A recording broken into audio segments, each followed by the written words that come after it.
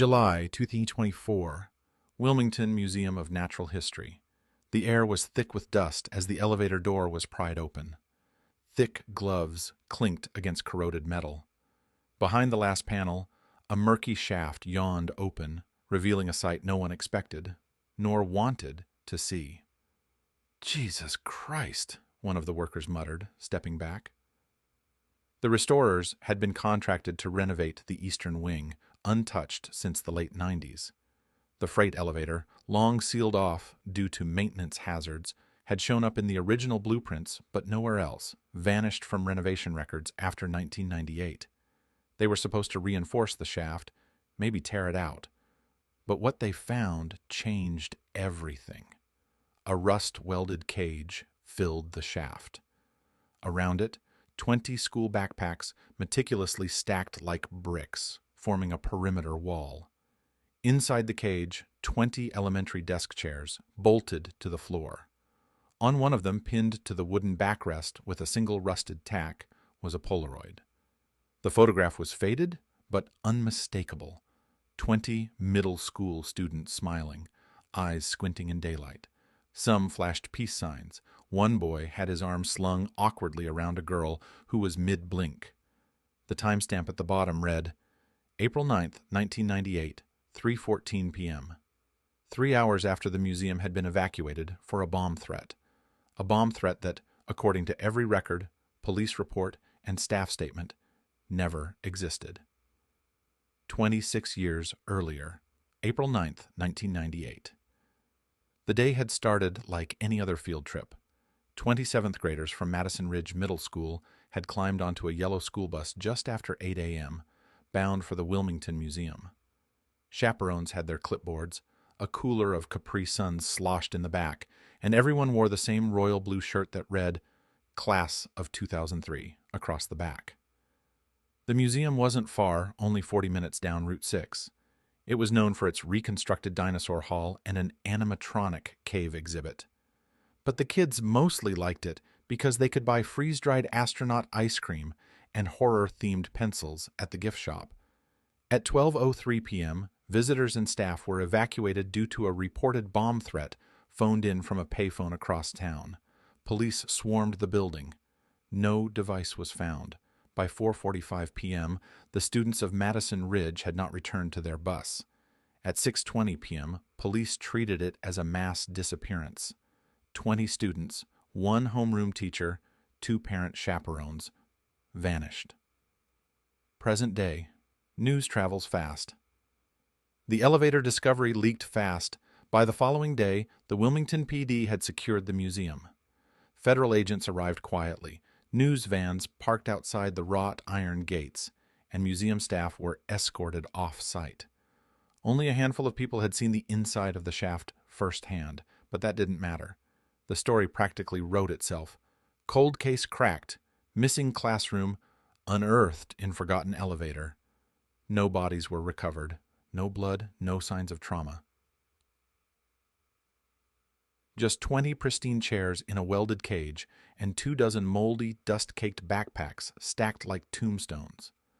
But for the families of those lost, the picture was enough. The Polaroid was authenticated within hours. Every student in it was confirmed as one of the 20 who disappeared. But there was something off, something not quite right about the image. Every child looked a little too still, not posed, not caught mid-movement, frozen, like they were trying too hard to smile, like they were told to. Eli Brennan wasn't supposed to be there. In 1998, Eli Brennan had come down with strep throat the day before the trip. He remembered being pissed because he'd begged his mom to let him go anyway. It was just a sore throat. He'd already packed his lunch, sharpened his pencils, and hidden $5 in his sock for the gift shop. But Mrs. Brennan was a nurse. She didn't negotiate with fevers. So, Eli stayed home that Thursday. When the field trip turned into a disappearance, he was suddenly the only one left. Everyone said it was a miracle, that he'd narrowly escaped something horrific. But to a 12-year-old boy who'd lost every friend he had in a single afternoon, it didn't feel like a miracle. It felt like abandonment. The town treated him with pity and fear. The media hounded his family. By high school, he'd changed his name and moved 3 towns away. But in July 2024, Eli, now 38, divorced, working IT in Raleigh, got a call from a blocked number. A voice, clipped and formal, said, "You'll want to come to Wilmington, the museum's Eastern Wing. It's about your class." Then the line went dead. Return to the hollow place. Eli hadn't seen the museum since he was a boy. When he arrived, security let him in without a word. Someone must have flagged his name. As he walked through the Eastern Wing, the past folded in like a collapsing lung. Everything was both smaller and darker than he remembered. He found the shaft roped off behind yellow tape. Agents milled around with clipboards, radios crackling. A tall man in an unmarked black jacket approached, nodded toward Eli's face. "You're Brennan?" Eli nodded. The man gestured toward the elevator. "You ready to see it?" Eli swallowed, nodded again. He stepped forward, ducked beneath the tape, and peered down into the cage that time forgot. Inside the cage, the chairs were eerily clean. No dust, no decay. Just 20 bolts locking each one to the metal floor. There was something else odd. Something the photos hadn't captured. The inner walls of the cage weren't just rusted metal. They had something carved into them, scratched in with what looked like fingernails or dull metal. Names, dozens of them, some familiar, some not. Eli recognized his own, but beside it someone had scratched 3 words, "You weren't supposed to." He staggered back. One of the agents noticed. "You all right?" Eli nodded, barely. But he wasn't all right, because he recognized the handwriting. It belonged to Kayla Morgan, his best friend, and she'd been missing for 26 years. July 2024, Wilmington Police Station. The interview room smelled like old coffee and newer stress. Eli sat at the table, staring at the grainy printout of the Polaroid. The agents had made several copies. One sat in front of him, another pinned to a board behind them. They kept asking the same question. "Are you sure it's them?" Yes, he was sure. He could name every kid in that picture. Tyler Brigg, who used to trade his pudding cups for Doritos. Jamie Nguyen, who once got suspended for hacking the middle school PA system. Liza Carter, who cried on the bus if someone sang too loud. And Kayla Morgan, the quiet girl who always drew when she thought no one was watching. Kayla had once told Eli she could see patterns in light and color, even when nothing was there. She kept a sketchbook full of looping symbols and strange boxy letters she claimed came from dreams. Most kids thought she was weird. Eli thought she was brilliant. In the Polaroid, she sat on the far left. Her eyes didn't meet the camera. She looked just past it, mouth slightly open, like she'd seen something the others hadn't. The cage, re-examined. After the handwriting revelation, the feds allowed Eli another visit. This time, under tighter control. Gloves, helmet, and an agent by his side. The names carved into the walls were now being mapped. Not all were complete, some were half erased, scraped over by what looked like fingernails. But Kayla's name appeared 5 times, in different sizes and levels of legibility. One had been deeply gouged in with terrifying force. Near the floor, scratched so lightly the agents had missed it, was a drawing. Eli crouched, flashlight angled just right. It was a rough sketch of the elevator shaft itself, including the perimeter of backpacks, and in the center, 20 stick figures sitting in chairs. One had been X'd out violently. Next to it, in shaky capital letters, "He doesn't like mistakes." April 10th, 1998, the day after. Detective Warren Tierney was one of the original officers on site the day the class vanished. He'd retired in 2007, but when the case reopened, his name was re-flagged. A younger agent tracked him down to a small retirement cabin on the outskirts of Asheville. Warren hadn't spoken publicly about the case in over a decade, but when they showed him the Polaroid, he paled and asked for a drink. Then he said something strange. "They're sitting in the wrong order." When pressed, he explained that the homeroom teacher, a man named Alan Dwyer, was known for his rigid seating charts, alphabetical, front to back. Even during field trips, he made the kids sit in specific orders for photos, lunch, even gift shop checkouts. In the Polaroid, the kids were arranged completely randomly. That wasn't Dwyer's style. Something had broken the pattern. But Dwyer wasn't in the photo at all. Neither were the two chaperones. A missing name. Eli was given access to the original field trip permission roster. 20 students, 3 adults, a list typed and signed by Principal Harrell on April 3, 1998. At the bottom of the list, beneath a thick red line, was a single scribbled name in black ink. No title, no clearance, just 2 words, M. Halloway. The name wasn't in any teacher records, not on the museum's guest log, not in any parent volunteer forms. A check with the school district yielded nothing. When Eli asked the agent about it, he received a clipped answer, "We're working on it." But that night, Eli found a message in his hotel mailbox. No name, no return address, just a page torn from a sketchbook. The same odd symbols Kayla used to draw, bordering a central message in childlike handwriting. Don't let him turn the walls on again. Underground blueprints. A few days later, a team uncovered something that should not have existed. Buried behind the museum's original architectural plans, locked in an off-site storage facility, was a sub-basement level never built but designed. The blueprints detailed a hidden annex below the East Freight elevator. The room had no access from within the museum, no stairs, no secondary entrance. But it had one labeled feature, Observation Theater, M. Halloway Proposal D. There were diagrams of camera placements and audio equipment dated 1997. There was a seating chart, 20 chairs, and one central booth. Operator position. No one on staff remembered any of it being built. No permits existed, and no record of Emma Halloway as an architect, sponsor, or technician could be found in the museum's files. The proposal had been rejected on paper, so why had someone built it anyway? The projection test. Using ground-penetrating radar, engineers confirmed a hollow void beneath the shaft, but when a probe was dropped through the elevator shaft into the sealed space, the camera malfunctioned halfway down. The only still frame retrieved showed a single line of text projected on the far wall, bright and flickering. Sit still, or he starts over. There was movement in the corner, too fast to identify. Something human-sized. The frame cut to black. Kayla's final message. The sketch page from the mailbox was confirmed to be authentic. Kayla's handwriting, according to forensic analysts. A fragment of her DNA was found on the paper. More disturbing, the paper type matched a discontinued line of sketchbooks sold in the museum gift shop, discontinued in 1999. So how had the note appeared now? And more importantly, where was it left? The hotel desk clerk swore no one had approached the front desk. The mailbox was locked with a card key.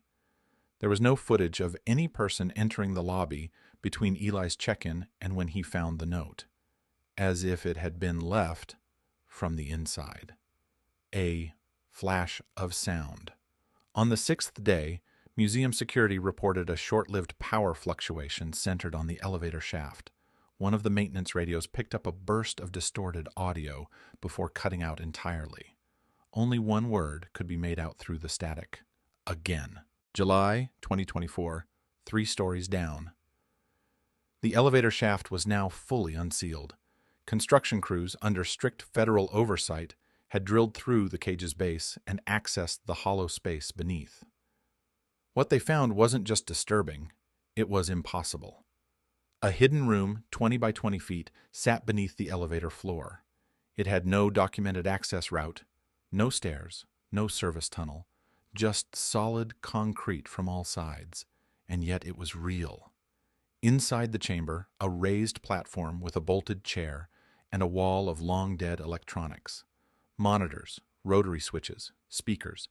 Most of it looked custom-built, not standard museum tech. On the back wall, someone had spray-painted in red, all capital letters, operator position, do not abandon post. There were no signs of a body, but on the chair, held down with rusted leather straps, was a child's class of 2003 shirt. It had been turned inside out. Memory of the chair. Eli stared at the straps for a long time. Something about them felt wrong. Too small, too narrow. They weren't made for an adult, not even a teenager. They looked like they were designed to fit someone under the age of 13. And yet, the operator chair was in control of the room. Wires connected it to every part of the hidden annex, the intercom, the small stage area, even a lighting rig built into the walls. There were burn marks on one panel, suggesting someone had overloaded the system long ago. "Was it one of them?" Eli whispered. "Did they make one of the kids do this?" An agent standing beside him said nothing, but deep down, Eli already knew. 1998, the lost hour. Back in 1998, investigators had tried to piece together the class's final known location using museum security footage. There was a gap. From 12:13 p.m. to 1:04 p.m., every security camera in the East Wing had gone black. Museum staff claimed it was a known technical blind spot, a quirk in the building's old analog systems. But post-discovery, it became clear that was a lie. Someone had manually disabled the feed, and during that hour, the class had disappeared. No one saw them leave. No one saw them enter the freight corridor. No one saw them again. Until now. The second photo. 3 days after Eli's return to Wilmington, a second Polaroid surfaced. It arrived in an unmarked envelope at the home of Tyler Briggs' mother, who still lived in the same house she had in 1998. No stamp, no postmark. It had been slid under her front door. The image showed the same classroom chairs inside the cage, but this time, only 19 children were visible. One chair was empty, and in the foreground stood a silhouette, too tall to be a child, no face, just the outline of a long coat and a hand resting on the operator chair. No timestamp, just a handwritten message at the bottom: "Mistakes get erased." Kayla's room preserved. With the case reopened, families began submitting any items they'd preserved from 1998. Eli visited Kayla Morgan's childhood home after her father agreed to let investigators inspect her room, left mostly untouched for 26 years. What they found defied belief. Her sketchbooks were filled with the same looping symbols found in the elevator shaft. But in the final book, dated April 6, 1998, was something stranger. Floor plans. The last 10 pages were detailed drawings of the museum's eastern wing, including the hidden elevator cage.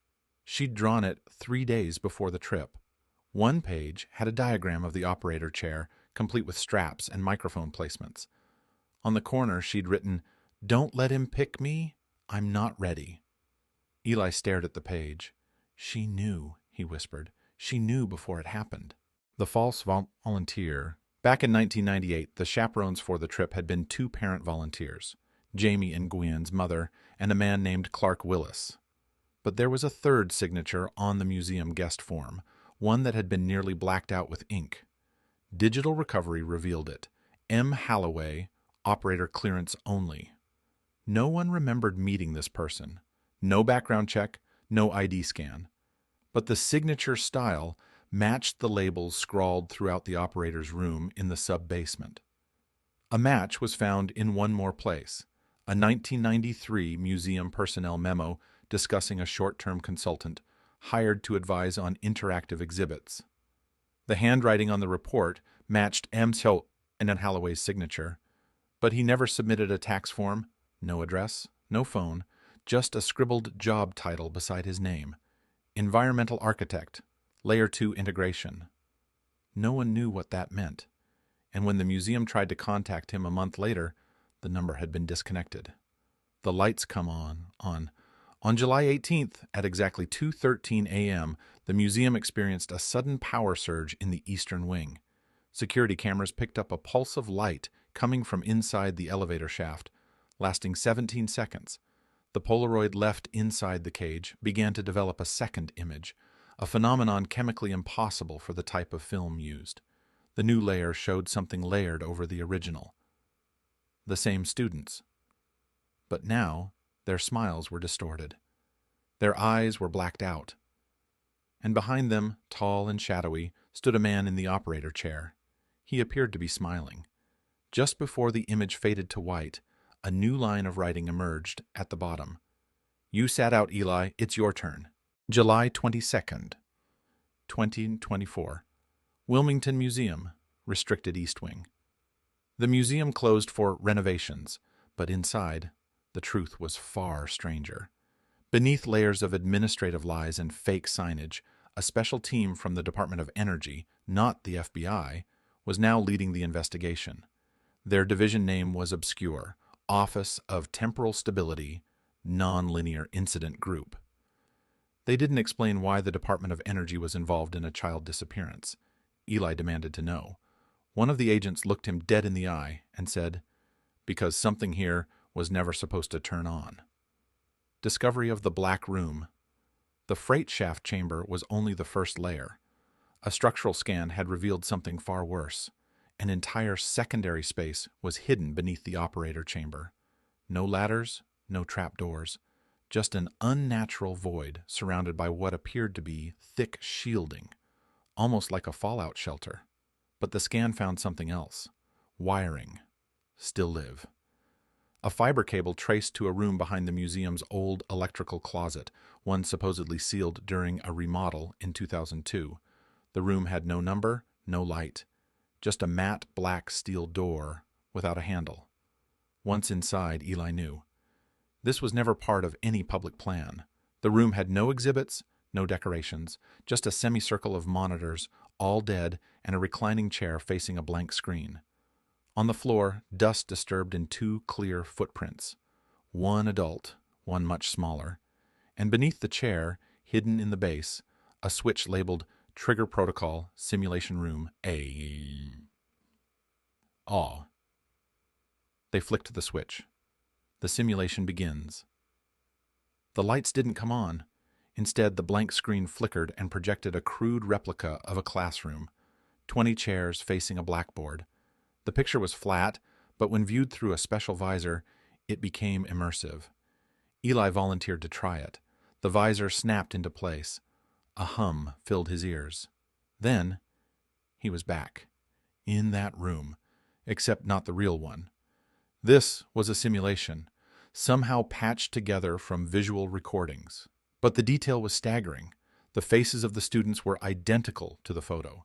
Their movements looped, slightly unnatural. Some blinked, some didn't. Then he noticed Kayla.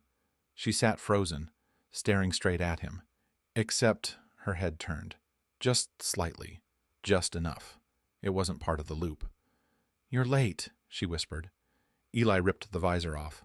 The operator tapes, 1998. Buried in the electrical closet wall, hidden behind fiberglass insulation, was a small box containing 6 cassette tapes, labeled by hand. Tape A1, Day 1, Intake. Tape A2, Disruption Protocol. Tape B1, Replacement Initiated. Tape B2, Erase Cycle Test. Tape C1, Loop Incomplete. Tape C2, Operator Malfunction, Manual Required. Each tape was dated April 9th, 1998, the day of the disappearance. Tape A1 was played first. The audio was faint, no voices for the first minute. Then, suddenly, static cleared, and a man spoke. "Begin behavioral loop, cycle 1. All participants seated. Kayla Morgan flagged for recalibration. She's not syncing, may require early intervention." Then silence. A minute later, operator standby mode engaged. If deviation occurs, erase and restart. We do not accept mistakes. Patterns in the dust.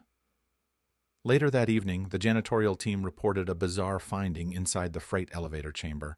A perfect square had been swept clean of dust overnight. In the middle of the square was a chalk drawing. 20 small circles, each with a line for a body. The same drawing Kayla had etched in the elevator cage years before. But now, all but 2 had been crossed out. Eli and Kayla's figures were untouched. Beneath the image, someone had written, "Simulation requires closure. Begin again." The operator's voice. They played tape C2. At first it was just more static, then an eerie sound, the unmistakable hum of the elevator gears. Metal creaked.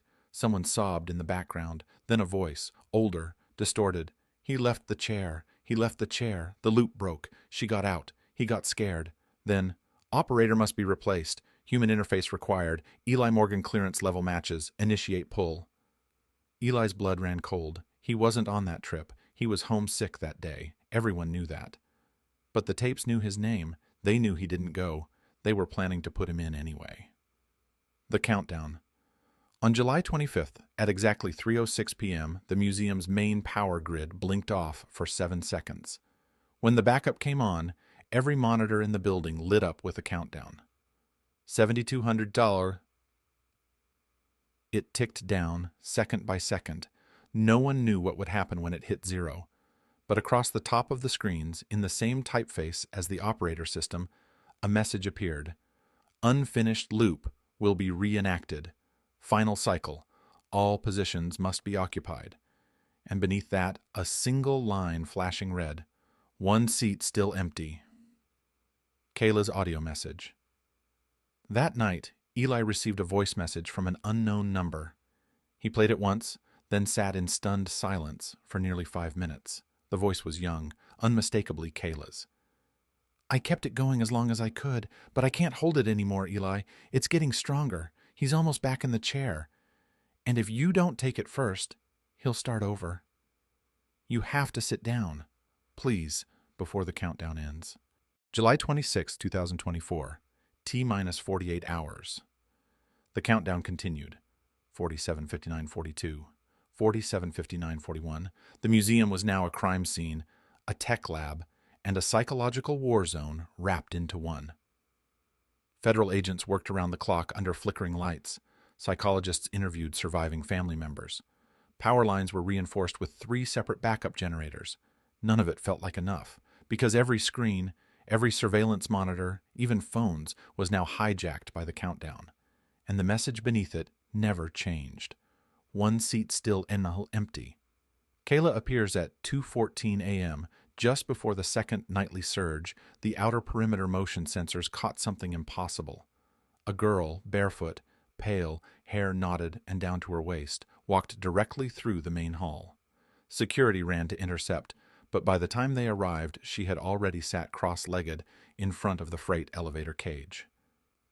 Eli was woken by a call from the Department of Energy team. He knew before they said a word. She's here. It's Kayla. She hasn't aged. Medical exam. She was 11 years old, just as she had been in 1998. Physically, emotionally, developmentally. No change. But her brain scans were another story. Activity spiked across sections usually dormant in children. Hypothalamus, corpus callosum, pineal gland, all overactivated. Her neural pattern resembled someone under constant time loop stress. When asked basic questions, name, birth date, parents, she answered correctly. When asked how she got back, she whispered, I broke sequence. I pretended to be the operator. Then she asked if Eli remembered her bracelet, the one with tiny silver letters spelling K-A-Y-L-A.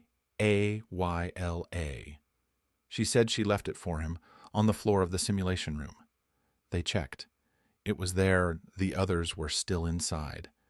Kayla refused to speak in front of the DOE agents, but alone with Eli, she opened up.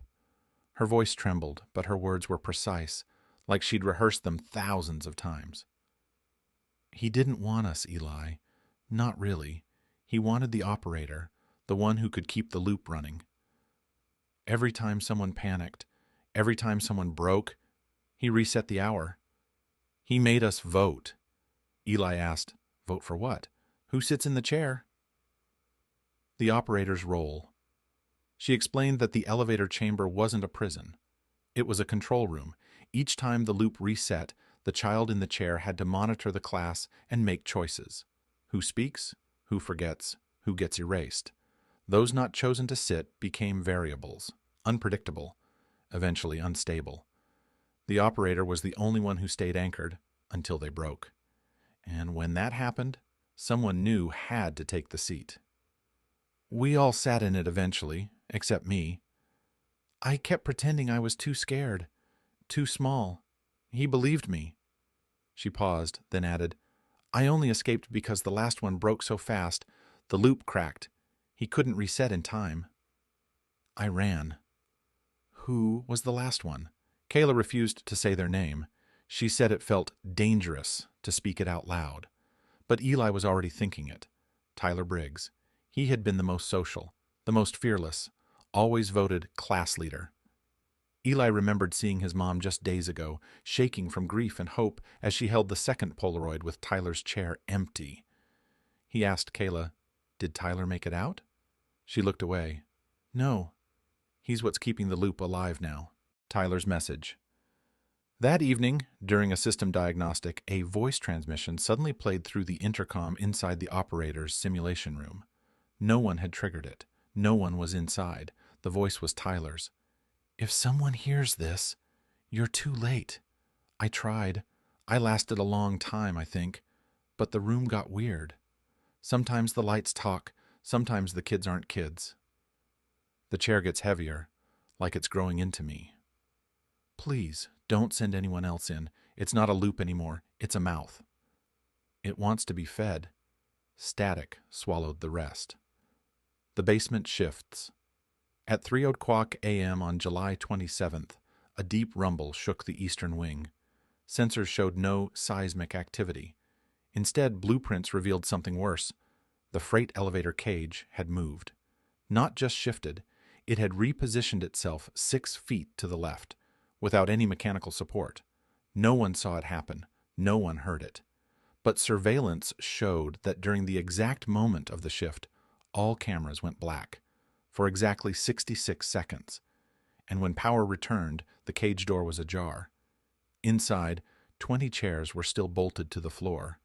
But now, one of them had a fresh occupant. A man's skeleton, still dressed in a 1990s museum security uniform. On the breast pocket, M. Holloway. Kayla's warning. Kayla sat with Eli in the observation chamber. Her voice was weaker now, like she was fading. She touched his hand and said, "You can still break the loop, but only if you sit down before it pulls someone else. He's waking up again. And if no operator is chosen by the final tick—" She didn't finish. She just whispered, "It won't be a loop anymore. It'll be open." July 27th, 2024. T-minus 24 hours. 23:59:59. 23:59:58. Every second now passed with the weight of inevitability. The Department of Energy issued a restricted lockdown. Staff were evacuated. The museum perimeter was secured by unmarked federal agents carrying EM suppression gear and kinetic rifles. "This is no longer a rescue mission," one agent said to Eli. "This is containment." But containment of what? No one could answer that, except maybe Kayla. And she was fading. Kayla's condition. Her blood chemistry was unraveling. The child who had returned from the loop was deteriorating in ways that defied biology. Her cells were breaking down in non-linear phases, aging in clusters while others regressed. At 8:42 a.m., she looked up at Eli and said, "Don't remember me too hard. He hears that." Her skin was cool to the touch. Her hair was starting to gray at the ends. She handed him something small and rusted, a metal badge, the same one the operator wore in the simulation, clipped to his belt, except this one had a real name engraved, Morgan S. Senior Systems Operator, Graham Initiative. Eli froze. His last name was Morgan. "Where did you get this?" he asked. Kayla's reply, "You dropped it last time." The Graham Initiative, 1993 to 1998.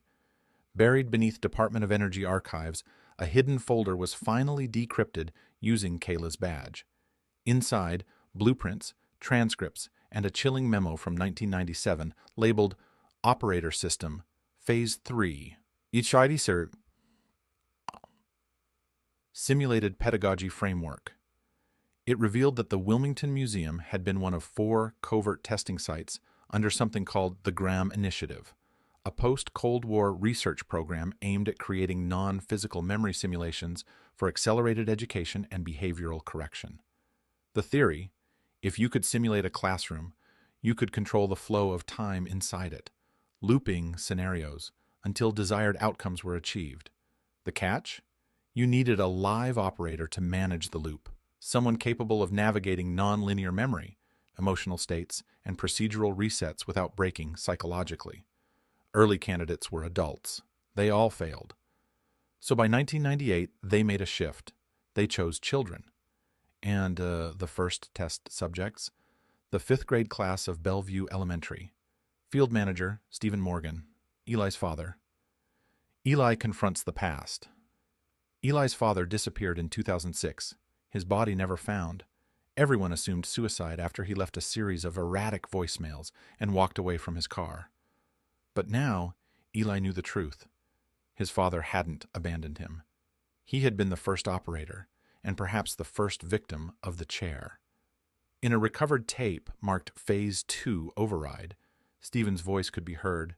"We didn't anticipate Kayla. She sees through the loop. She's adaptive. Her emotional responses are not erasing correctly. We tried memory dilation, but it only made her stronger. She's not breaking like the others. God help us if she ever turns it outward." Simulation room breach. At exactly 12:00 p.m., the freight elevator triggered on its own. It descended, but not into the basement. It sank into a floor that didn't exist on any blueprint. A dull red glow poured up from the shaft. The operator's voice played through the intercom. "Loop re-entry enabled. Last seat remains unoccupied. External candidate, Eli Morgan. Proximity match confirmed." The countdown vanished from the monitors. Instead, a new phrase appeared. "Sequence can be stabilized. Occupy the chair." A new Kayla appears. While Kayla lay deteriorating in a secure hospital bed upstairs, something began walking inside the simulation room. Surveillance showed it clearly. Kayla. But not Kayla. She was older, taller. Her skin shimmered with a strange static, as if rendered from failing video. Her mouth never moved, yet her voice echoed from the walls. "I told you not to look for me. Now I have to become what he wanted." She walked to the operator chair and sat down. The lights dimmed. She raised one finger, and 20 empty desk chairs began flickering into visibility. The final loop begins. The monitors began showing real-time footage of the 1998 class sitting quietly in the operator room. Their faces were expressionless, their movements mechanical. Each student blinked in slow unison, except one, Tyler. He was still seated, but not still human. His skin had taken on a hard, gray cast. Wires emerged from his back and fed into the floor. His eyes glowed faintly red. The simulation Kayla turned to Eli, even through the camera, and said, "One seat left, Eli. You fill it, or we fill you." The mirror room. Eli was taken to the simulation chamber. The visor was calibrated. The operator chair hummed softly, but before he could sit, he noticed something in the corner. A broken mirror, long cracked, still dusty. In the reflection, he didn't see himself. He saw his father. Stephen Morgan sat in the operator chair, eyes wide open, bleeding from the nose. His voice whispered from the corner of the room, "I made the loop, but she gave it purpose. You have to reset it from inside, but don't stay. Promise me you won't stay." Eli touched the operator chair. It was warm. July 27th, 2024, T-minus 12 hours. Eli sat down in the operator chair. The moment he did, it sighed. Not a mechanical click, not a pneumatic hiss, a sigh, like something exhaled. He felt the pressure against his skin, the buckle clamps forming around his chest, wrists, ankles. The visor hissed down over his eyes, glowing with thin amber light. Inside his ears, a voice he had never heard before whispered, "You finally came back." Then the world fractured. The simulation begins. Eli opened his eyes into a dim classroom. Desks were bolted to the floor. A chalkboard ran along the far wall. Daylight streamed in through windows that showed nothing, just soft gray fog, like the entire world beyond had ceased to exist. The air smelled like pencil shavings, mildew, and static. The children were all seated. Kayla was in the third row, staring at him without blinking. Tyler sat in the back, motionless, cables emerging from his spine and running into the walls like he'd grown into the system. No one spoke, but their heads tilted toward Eli in perfect unison. A low tone pulsed from the chalkboard. Operator confirmed. Initiate Scenario 1. The voting begins. The chalkboard lit up with glowing words. Choose who gets to speak. Below it, 20 names appeared. Each child was looking at him, waiting, silent. Kayla mouthed something, but no sound came. The system demanded a response. Failure to vote will result in loop restart. Eli hovered his hand over Kayla's name and paused. The moment of hesitation triggered something. Everything reset. The children blinked, and now they were sitting in new positions. Some looked younger, some had bruises, one was missing a hand. A new message appeared. Second loop, emotional stress. Amplification enabled in the hallway maze. After 6 failed loops, Eli discovered the simulation reacted to memory. When he thought of Kayla, he appeared in a hallway filled with hundreds of identical lockers, all labeled Kayla with different middle initials. When he whispered his father's name, he was thrown into a gray room with no doors, and a ticking stopwatch appeared above his head. The system was not a training tool anymore. It had evolved into a reactive memory engine, and it was learning from him. With each cycle, it added new horrors. Kayla laughing with a mouth too wide, Tyler crawling upside down across the ceiling, students dissolving into dust if he tried to speak their names. The operator chair recorded every decision and punished indecision. The library of loops. Eventually, Eli found the loop archive, a glitched, endless library of flickering CRT screens stacked floor to ceiling. Each one played a moment from a different cycle. One screen showed a student screaming as the floor swallowed her desk. Another loop showed Kayla, older, hollow-eyed, slamming her fists into a metal door until her hands broke. One loop just showed a single, blinking message. Day 4R992, no operator seated. Entity uncontained. He realized something then. The system hadn't been looping for 26 years. It had been stacking 26 years' worth of loops, each one compressing time, rewriting children into roles, into functions, until they were no longer people. They were code, fuel, interface. July 28, 2024, 6:17 a.m. The operator system collapsed at dawn. The museum's power grid surged, then went dead. Surveillance footage captured only a single frame before blackout. Eli Morgan slumped in the operator chair, eyes closed, hands open at his sides. The visor had cracked, and the screen above him read, Sequence terminated. Remembrance complete. Kayla's room. Empty hospital staff rushed to Kayla Weaver's bed just after the surge. They found only the bracelet. No vitals, no signs of exit, no trace of her body. Just the bracelet Eli had seen inside the simulation, folded neatly atop the blanket. DNA scanners found no trace of her in the linens. But on the wall, faintly etched in crayon, someone had written, "We grew up after all." The elevator opens again. At 7 o'clock a.m., the freight elevator groaned to life for the first time in decades. Museum staff backed away in silence as it ascended, slow, grinding, breathless. When the doors slid open, there were no children inside, only 20 neatly folded chairs. Each was tagged with a name and date of birth. And one more item, a new Polaroid lying on the floor. It showed a classroom, normal, bright, warm daylight pouring through the windows. The 20 children were all there, older now, smiling, standing in front of a whiteboard that said, 1998-2024, last day of class. They looked like college students, normal, alive, whole. And in the corner of the photo, one more figure stood beside them. Kayla. She looked at peace. The last message. Eli Morgan never woke up. He was declared brain dead at 9:24 a.m., though no brain damage was detected. His EEG showed no activity, except for one impossible anomaly. Every 6 hours, a 12-second spike of brainwaves returned.